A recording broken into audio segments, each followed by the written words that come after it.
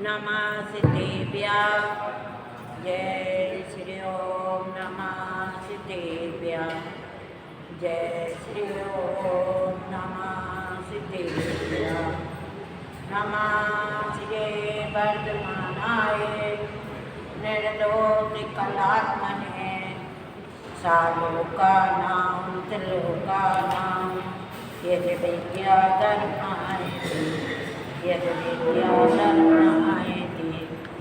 गुरुदेव मेरे बसिया इतनी कृपा कर लीजिए।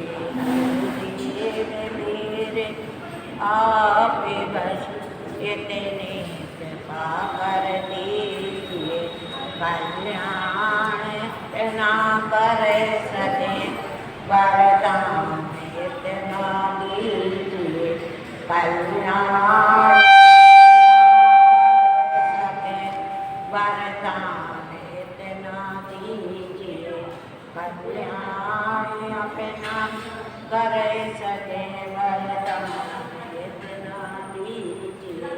जय बोलो श्री 1008 श्री वृंदावन पालनाथ भगवान की जय। शासन नायक महावीर भगवान की परम पूजा श्री विभव सागर जी महाराज की। दिन को अनन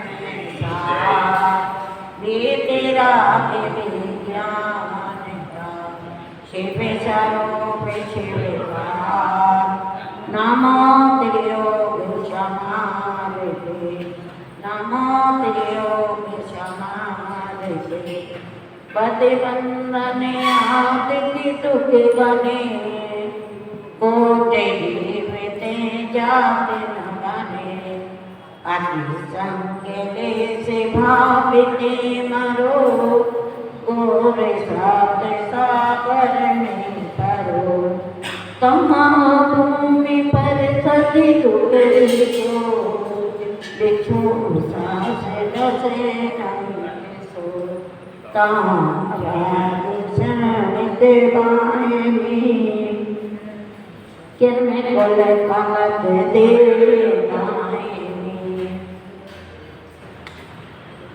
के रहे यहाँ चार देव बता रहे हैं। इस जीव ने अनादि से भटकत कहाँ गया? त्रियंश गति में आ गया। और त्रियंश गति में आकर के इसको इतनी वेदना है त्रियंश गति के जीवों को कि हजारों जिह्वा से भी उसका वर्णन करें तो नहीं हो सकता। अब उसको वेदना के कारण संकलेश परिणाम से मरता है। किससे मरता है? वेदना होगी तो कैसे परिणाम होगी? अति संकलेश भाव के मरो। उसके भाव कैसे थे? वेदना में थे। और कब सोचता है? हर जीव सोचते कोई वेदना हो गई भगवान यहाँ से निकाल दो, कब मर जाए। संकलेश परिणाम करता है। इस अपन बोलते ना कि मर जाएंगे तो फिर कहाँ जाओगे? यदि हम बार बार ये कहते हैं अपन मनस तन को छोड़ करके भगवान हमें यहाँ से निकाल दो, हम जल्दी मर जाए, तो हम विचार किया कभी कि हम कौन सी बात बोल रहे हैं? इस बोलने से क्या होगा? कि हमने मरने की सोची, अति संकलेश भाव किए तो कहाँ जाएंगे हम? नरक में चले जाएंगे। अभी तक कहाँ की कथा चल रही थी? एक इंद्री से लेकर के निगूढ़िया से लेकर के त्रियंश गति। अब त्रियंश गति आ गई तो त्रियंश गति से वो कहाँ पहुँचा? अब नरक में। क्यों पहुँचा? हर नरक में क्यों जाता है? हमने कभी विचार किया क्यों जाता है? क्योंकि वो अति संकलेश भाव ते मरो। भाव अति संकलेश भाव करता है जो जी वो कहाँ जाएगा? नरक में जाएगा। और किसी जीव को मारता है, 5 बार करता है, हिंसा करता है, झूठ बोलता है, चोरी करता है, साथ व्यसन सेता है और विषयों में मस्त रहता है, नशा करता है।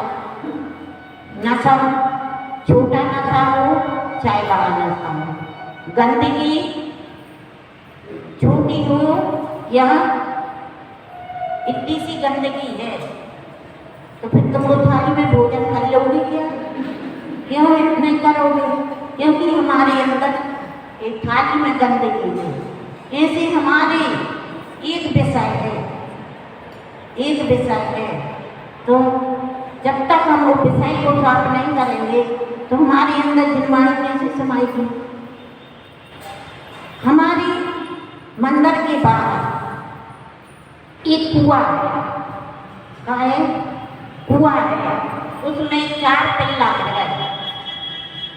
कितने पिल्ला जानते हो? किससे बोलते पिल्ला? किसके होते पिल्ला? मनोज भैया, किसके पिल्ला होते? पिल्ला किसे बोलते?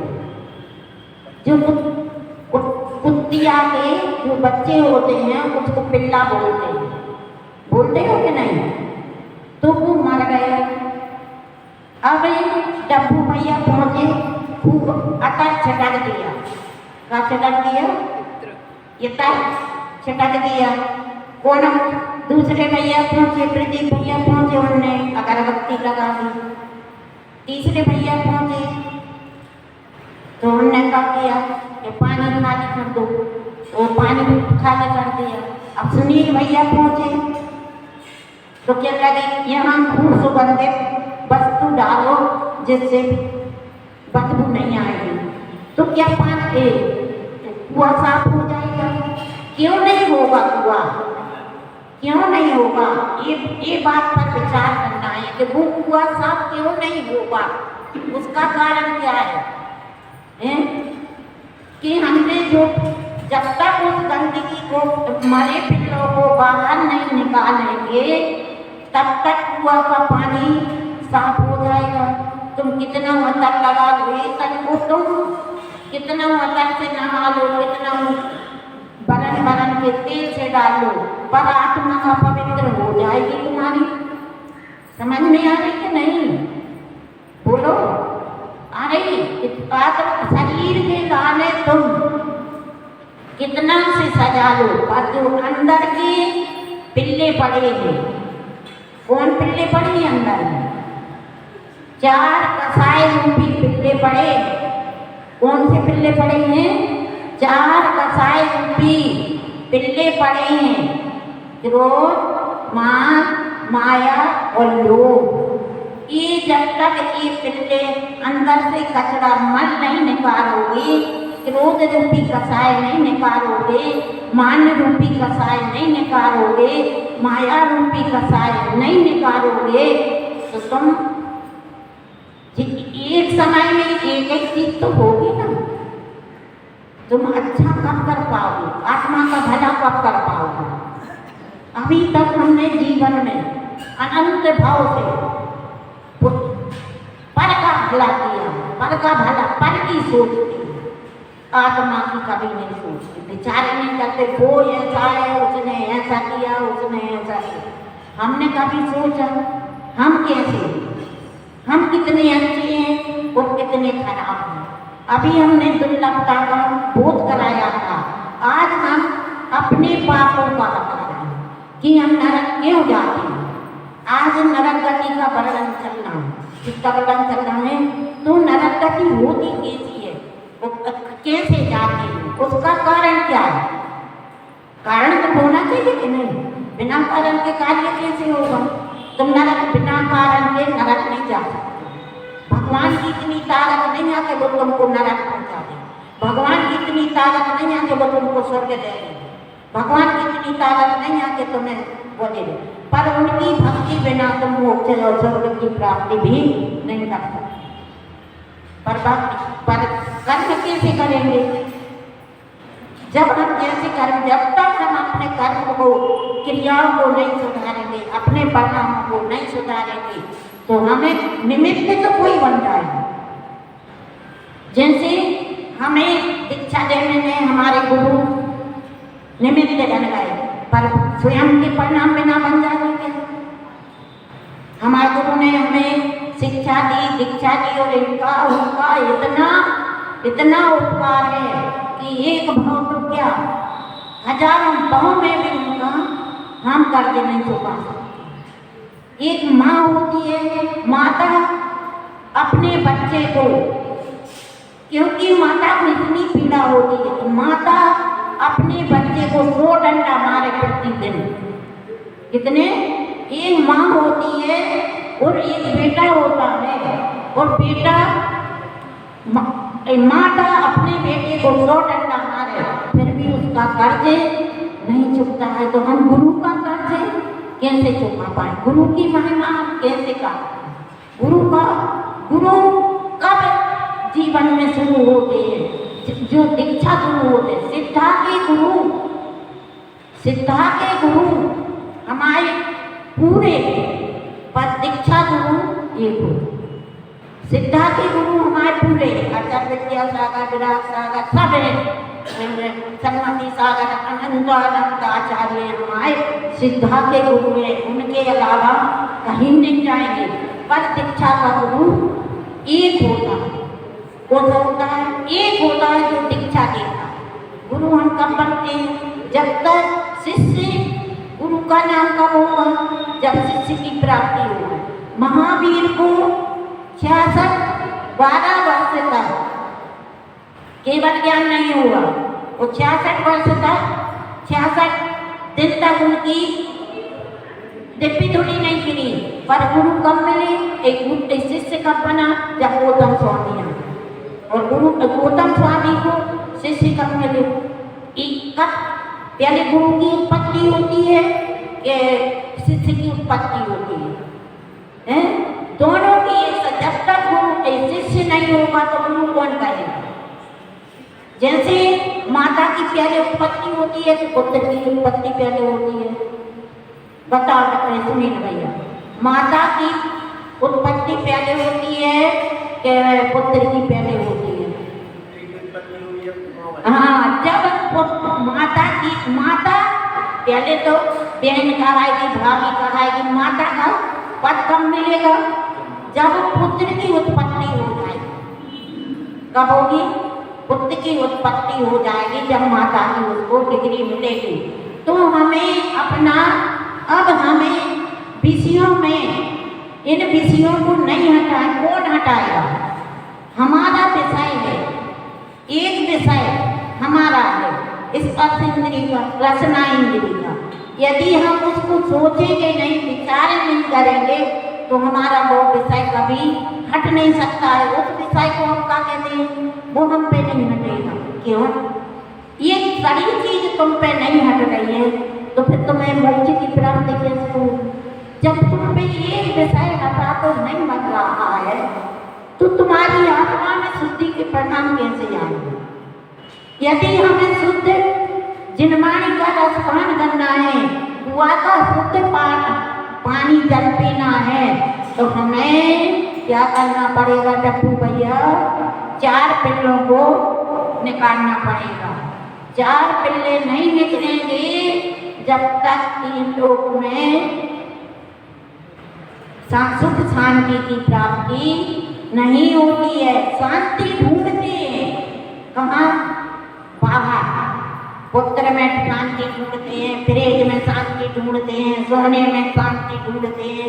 यदि तुम्हें सोना चांदी सुख देने लगे तो दुकानदार के तो 2 किलो सोना होगा, फिर वो बिल्कुल शांत कहाँ न, सुखीमान जीवन कहाँ न है? का उसमें सोना चांदी पुदगल करा, पुदगल देगा, पुदगल गुण। ये कौन से कण है? पुदगल के गुण है। सोना चांदी का है? पत्थर की खदान है, पत्थर में से, खदान में से निकले हैं। तो हम ऐसे हैं। और हमारा आत्मा कैसी है भैया? कैसी है हमारी आत्मा? 3 रतन से भरी है। और बेरतन, पत्थर के रतन तो तुम्हें जहाँ चाहे मिल जाएंगे। पत्थर की रतन मनोज भैया जयपुर जाओ, भोपाल में जाओ, दुकान पे जाओ, मिल जाएंगे। पर सम्यक ज्ञान, सम्यक दर्शन और सम्यक चारण, ये 3 रतन कहाँ मिलेंगे? इनको हमें पैसों में खरीद पाओगे क्या? कैसे मिलेंगे इनको? जिसका, और ये भी सोच ले, जिसका चारित्र मोहिनी कर्म जब तक नष्ट नहीं हुआ है तब तक वो कोई व्रत नहीं ले सकता। जिसका चारित्र मोहिनी कर्म नष्ट नहीं हुआ है वो कभी व्रत नहीं ले सकता। और जिसने नरक आयु का बंद कर लिया है तो वो शिखर जी की वंदना नहीं कर पाएगा। मुनि राज के हाथ पर आहार का ग्रास नहीं रख पाएगा। ये विचार करने की बात है। यदि नरक आयु का बंद कर लिया है तो तुम्हारे घर में भी जैसे लक्ष्मण रामचंद्र ने सीता ने रामचंद्र ने चारण विद्धिधारी मुनि को परगाहन किया, पर लक्ष्मण भी थे पर उन्हें ग्रास नहीं दे पाए। क्यों नहीं दे पाया? उनने नरक आयु का बंद कर दिया।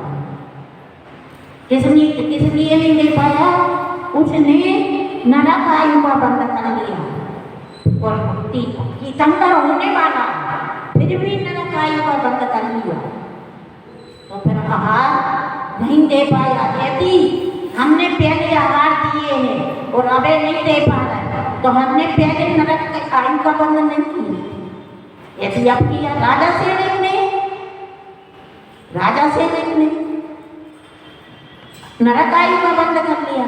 ये अपनी परीक्षा की घड़ी है कि हम मुनियों को माता जी को कैसे आहार दें। और जिनके घर में चौका नहीं लगता वो घर कैसा है?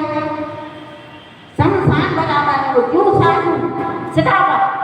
क्योंकि श्रावक और मुनि चार गाड़ी के पहिए हैं। मुनि सोचे कि हमारी श्रावक बिना चल जाएगी तो चल जाएगी क्या? श्रावक सोचे कि हमारे घर में मुनि नहीं आएंगे, हमारे गांव में मुनि नहीं रहेंगे, देश में मुनि नहीं रहेंगे तो फिर तुम्हारी मुनि बिना चल जाएगी क्या? जे दिन मुनि नहीं होंगे, जे दिन मुनि समाप्त हो जाएंगे वो दिन समझना ना तुमको पानी ना अग्नि ना रोटी कुछ नहीं मिलेगा। शाम को दोपहर में समाधि होती है और शाम को अग्नि पानी समाप्त हो जाता है और छठे काल आ रहा है। इसके पंचम काल के बाद कौन सा काल लगना है? छठवां काल लगना है। तो उसमें का तुमको अनाज मिलेगा, खावे पानी मिलेगा तुमको पीने के लिए? क्या मिलेगा? इतने हो गए कुआर के नीचे करोगा और मट्टी और कीड़े मछुड़े हो गए छठवें काल में। और कितने हजार का है? 21,000 का। एक पंचम काल है, 21,000 का छठवां काल है। और यदि तुमने इतने समय में यदि तुमने अपना कल्याण नहीं किया, अपना कीड़े नहीं निकाले, पिल्ले नहीं निकाले तो फिर वो भटको जाओ छठवें काल में। परम वितई पूजपाठ स्वामी ने श्लोक में कहा है, परम वितई परम देवम ना वितई वदनारदम छाया तपस्योर्वेदम प्रतिपालो यदुर्मः। यदि तुम वित्त लेकर के स्वर्ग जा सकते हो, जैसे ही एक पेड़ है और धूप से एक आदमी आ रहा है और पेड़ की छाया में खड़ा नहीं हुआ तो फिर उसकी बुद्धिमानी है क्या? बोलो, बुद्धिमानी है? खूब छाया है, बरगद का पेड़ है और बहुत और तुम सब पेड़ के सामने खड़े हो और छाया नहीं कह रहे। ऐसी हमारी गति है। हम मनुष्य तन में आ गए, जैन कुल में आ गए और भगवान का समोसरण पाला, गुरु मिल गए, फिर भी हम धूप में खड़े हैं तो किसकी बुद्धिमानी है? फिर भी हम अपने विषय नहीं त्याग पा रहे, एक विषय नहीं त्याग पा रहे तो फिर किसकी बुद्धिमानी है? कौन सा विवेक है? जो विवेकहीन होता है वो ही नरक जाता है। जिसकी विवेक होगा तो वो संकलेश में भी समता भाव धर के कहाँ चला जाएगा? स्वर्ग चला जाएगा। और जो विवेकहीन होगा तो वो कहाँ पछताएगा? तो अति संकलेश, हमें इसी संकलेश परिणाम नहीं करना है कि हमें नरक गति की प्राप्ति हो। कभी भी किसी की समाधि हो रही हो, किसी का वो हो रहा हो, तो हमें वहाँ संयोग देना। एक भी यदि किसी की समाधि हो रही है और यदि तुमने उसको नवोकार मंत्र सुना दिया तो वो अनंत भाव तक तुम्हारा उपकार नहीं भूलेगा। अनंत एक भाव तक नहीं, वो अनंत भाव तक तुम्हारा उपकार नहीं भूलेगा। इसीलिए किसी के मरते समय, किसी की चाहे गाय हो, चाहे भैंस हो, चाहे कोई भी जीव हो, यदि मरते समय वो बिलख रहा है तो उसके परिणामों में शांति देना हमारा कर्तव्य है। और हमें अपने परिणामों को सही बनाना है। तो यहाँ क्या हुआ डब्बू भैया कि हम अपने परिणामों को संकलेश से ना जिए और एक ना एक व्रत जरूर धारण करें, क्योंकि यदि हमें व्रत धारण नहीं करेंगे ना व्रत ना रखें। इसलिए व्रत लेना ही आवश्यकारी है। यदि तुम्हें छठे में काल से बचना है तो बिना व्रत के जीवन अपना नहीं गंवाना। श्रावक धर्म तो पालो, श्रावक हो तो श्रावक धर्म पालो, मुनि है तो मुनि धर्म पाले रहे।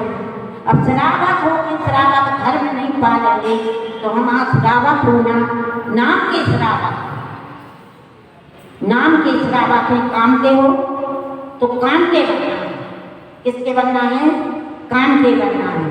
अब हमको नाम के श्रावक नहीं बनना है तो कम से कम पहली प्रतिमा तो जरूर धारण करें। माता जी रोज ही ना संकेत करती है कि कम से कम इतना प्रतिमा, और कुछ नहीं है उसमें, जानते हैं कि प्रतिमा लेने तो भारी बड़ा हमारा वो हो जाएगा।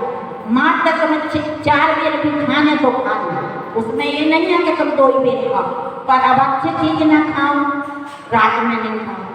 अब अच्छी चीज का भले शुद्ध खाओ, विवेक से खाओ, पर ऐसा नहीं पानी छान के पियो। ऐसा नहीं है कि उसमें तुम्हारे खावे का पीवे का त्याग करा दिया हो कि प्रतिमा लेने से ब्रह्मचारी व्रत पालने पड़ेगा। ब्रह्मचारी और प्रतिमा में कोई संबंध नहीं है। तुम्हें लेना है श्रावण को जितने दिन का ले सकते हो तो ले सकते हो, पर ऐसा नहीं है तो कम से, और प्रतिमा में ज्यादा खर्च नहीं है, सिर्फ में कहा है शुद्ध मर्यादा का। अब अच्छी चीज का त्याग, बाजार का त्याग, घर का बनाना, हर तुम्हारा वनस्पति का त्याग करवा रहे हैं, कोई चीज त्याग नहीं करवा रहे, दाल रोटी सब्जी सब खाओ।